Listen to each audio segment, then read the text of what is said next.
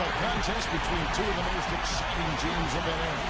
The brash and aggressive young Charlotte Hornets taking on the preeminent team in the NBA, the Chicago Bulls.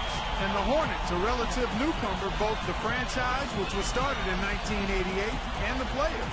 They led this team to its first ever playoff appearance in '93, making it to the second round. They look to knock off a team in the Chicago Bulls that we find in the midst of its first championship three-peat, a powerhouse ball club if ever you saw one. And as always, this Bulls team revolves around the Hall of Fame talents of Michael Jordan and Scottie Pippen at shooting guard and small forward, respectively. But if the Hornets are to find an edge in this one, it would have to be on their front line, with the athletic and imposing combination of Larry Johnson at power forward and Alonzo Mourning at center. They'll need to have big games if the Hornets are going to win this one. And as we look at this Bulls team, of course, we mentioned Michael Jordan and Scottie Pippen, the 6'2" B.J. Armstrong at point guard. And up front, Horace Grant and their center, Bill Carter. The lineup for the Hornets, 5'3" Muggsy Bogues running the show at the point guard. Kendall Gill in at the shooting guard. It's Wingate in at the three, the small forward. And their talented young front court tandem, Larry Johnson out of UNLV and Alonzo Mourning out of Georgetown. Now, guys, if you were trying to, in a nutshell, describe what made Jordan so special, what would you say? Well, a lot of attributes. I mean, his competitive spirit, his unique physical gifts. I mean, the guy was a tremendous basketball player.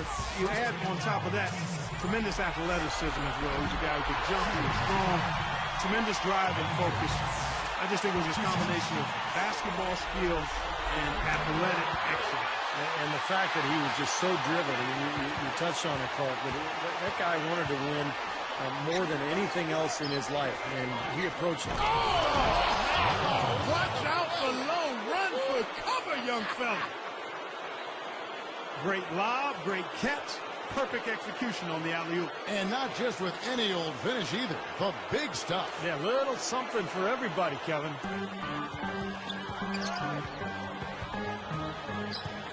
Outside Jordan. Deflected. An open look. And it's good. Guys, you just got to love this offensive skill set. I mean, that's what he does, and that's who he is. Floodlight against Mourning. And shot on the way. Can't get it to go. And Chicago takes it the other way. Pippen with it. And two free throws coming up as he misses that one. Drawing the whistle and a lot of contact there. Scottie Pippen had a career most guys can only dream about, guys. In his 17 years in the league, he made it to the postseason 16 times. I mean, he's just a winner. And, you know, his teammates, guys, I used to watch it every day. Jordan and Pippen would push each other so hard. And they loved to compete in every single drill. And it really elevated the play of the entire team. Curry's checked in for the Hornets. And so he hits both. Playing alongside Jordan, probably the greatest player ever, Scottie Pippen might not have gotten all the credit he deserved. I mean, he was the perfect number 2 guy on those Bull teams. Someone who turned a great team into an absolute dynasty. Well, they were perfect complements to each other, Clark. Pippen was the distributor on offense, the rebounder, the defender. Jordan, obviously, the scorer and the finisher.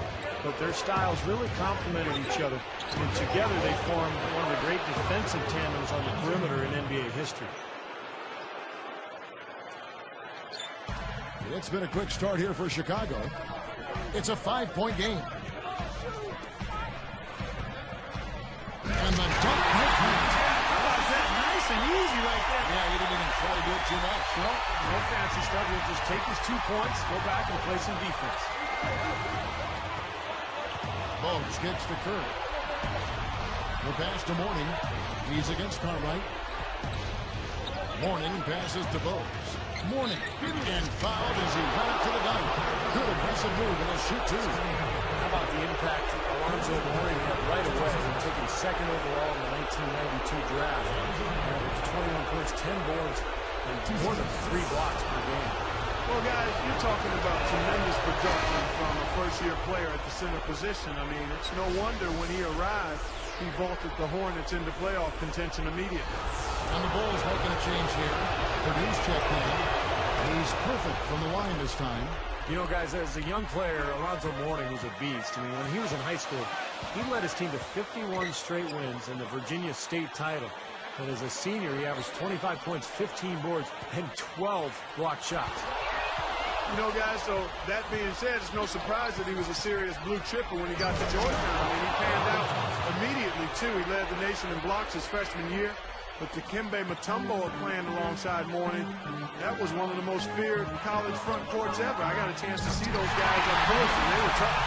There's no way to stop that, man. There's nothing you can do when he's coming out like that. Well, that's right, Mark. Steve, he is a dangerous, dangerous player. Yeah, especially when he gets to that launching pad right there in the lane. I mean, pretty one-handed finish. That was nice.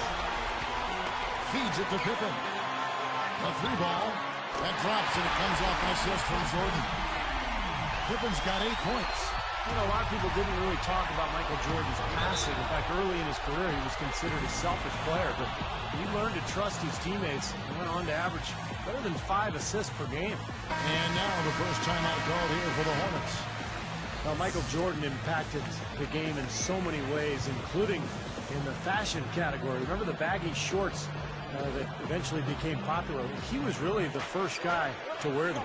Yeah, you know what? And he said it wasn't so much about fashion for him, but rather function, because it gave him a chance to hold the hem when he rested. I had not heard that, but I guess it makes sense. It also helped hide the UNC shorts he always wear under his Bulls uniform. So I see where he had a couple of reasons for those long shorts.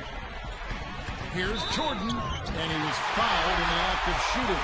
Chance here now for a three-point play. Well, they're scoring efficiently. They look very focused at the offensive end. A nice start, no question, making all the right moves here early. Newman's checked in for Wingate. Free throw good, Jordan. The Hornets were a very tough opponent for the Bulls in the 92-93 season. The Bulls won the season series, but it was close. It was 3-2. Yeah, and Charlotte matched up really well with them, guys. It was very much a strength-on-strength situation. I mean, the Hornets had pieces in all the right places to take on the Bulls and give them trouble during that season. 5 on the clock. Shot off the screen. The rebound by Purdue. And that Jordan defense earned him a rare distinction. He's one of only 2 players to be named MVP and Defensive Player of the Year in the same season. That came after the 87-88 season. Outside for Curry. From outside the arc, Curry knocks down the long-range bomb. Muggsy was always so adept at finding those gaps in the defense, spreading the ball around. He's one of the NBA's top 20 all-time assist leaders. And that's what made Muggsy Bogues such a terrific Boy, that dunk got everybody up off their seat. Oh, they're loving it, aren't they, Steve? Well, how could they not? I mean, he put the cherry on top of the sundae on that one. The Bulls leading by 4. Kicks it to Armstrong. Over Bogues. Armstrong gets the bucket. Great feed there from Scotty. You know, he was really the primary ball handler for the Bulls in that triangle offense. Here's Bogues. He feeds it to Johnson. With the shot. The rebound by Jordan. And Jordan was no slouch as a rebounder. I mean, over 6 per game was his career average. Here's Grant again, Chicago. And we see Horace Grant, the 3rd scorer for this Bulls team after Jordan and Pippen. Nice feathery touch for a big man. Now, here's Bogues. Here's Newman. Uses the glass to finish the layup. It has been all offense here early. It sure has been. I mean, both teams clicking, and it's been an entertaining game as well, guys. And the dunk by Grant. A true power dunk, Kev. I thought he might squeeze the air out of the ball on that one. Yeah, when he gets it near the basket, you know where he's headed. And he's going fast and with force. I got to give it up to Muggsy. I mean, standing as small as he did, he just was so effective out there. And a great defensive play. You know what? Even as a bigger guy myself, you got to have tremendous respect for Muggsy. I mean, he was so strong for his size that his height almost was an afterthought. Catching up on the changes for Chicago. Cartwright comes in for Will Purdue. And it's Paxson in for B.J. Armstrong. Guys, Alonzo Mourning was in this league a long time, 15 years to be exact. And of course, he overcame a very serious kidney disease to return to the NBA and win a championship with the Heat in 2006. Yeah, and he went on to play in the All-Star game 7 times during his career. 5 of them were with Miami, the other 2 in Charlotte. But Miami was really where he was in his peak. And in fact, he was the first player in Heat history to have his number retired. Michael Jordan on the wing, guarded by Curry. And the rejection by Mourning. Mourning was a little undersized for the center position at 6'10", but you could see the great timing, the long arms. He was an excellent shot blocker. And those are the kinds of plays right there that got Scottie Pippen named to the all-defensive team in the NBA for 8 consecutive seasons. Good job pulling the trigger when the defense opened up for him. He had an opportunity, took advantage of it. Passes it to Newman. He's covered by Grant. Curry, guarded by Jordan. Mourning a screen on Jordan. Here's Bennett. And it's the Hornets another 3. What a marvelous job they've done of sharing the basketball. A ton of assists. Well, they know where each other is all the time. They're moving the ball, just finding the open guy. Nobody seems to care who scores. Shoots a fader. No good from Jordan. The Hornets trail.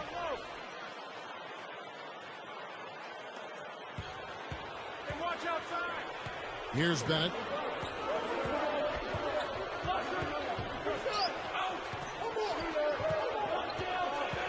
The pass to Newman. 6 to shoot. Goes up on the top of the key. It's all in by the Bulls. Now Jordan. He's got 9. Took him no time at all on that one. Jordan's got 11 points. Here's Bennett. He kicks it to Mourning. Shoots over Cartwright. Mourning can't make it work. Steve, you were one of the fortunate few who played with Michael Jordan. How was he as a teammate? Well, Clark, he was incredibly demanding. I mean, he was such a leader, and he drove everyone so hard in practice on a daily basis. And it was not easy. I mean, he would get on you if he didn't think you were bringing it. So he really forced everybody to lift the level of their game. It takes such a delicate touch to hit that fadeaway jumper with a man in your face. And here's Jordan outside. That's good. 14 points for him. Well, he makes that 3 there. That was not Jordan's expertise. Most seasons in his career, he averaged less than 2 attempts per game. Charlotte calls timeout. Larry Johnson was just an absolute force when he entered the league. Hit the ground running in 1991-92. Averaged 20 points and 11 boards. Chicago making some changes. Williams comes in for Horace Grant. And McCray subbed in for Scottie Pippen. Then for the Hornets, Gaddison, he's checked in for Mourning. Lynch comes in for Curry, and it's Bogues in for Bennett. Here's Bogues. Johnson outside. Fires from 14.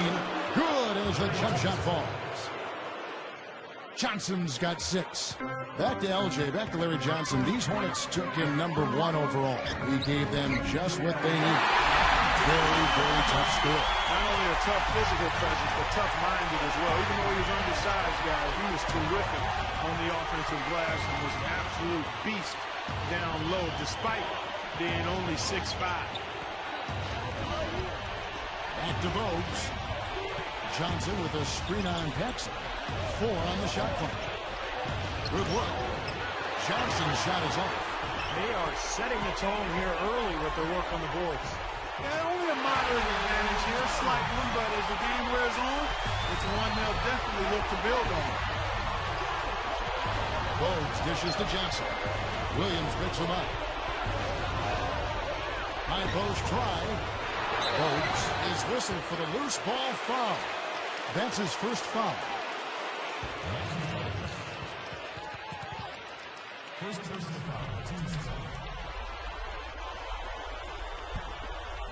The Bulls leading by 7.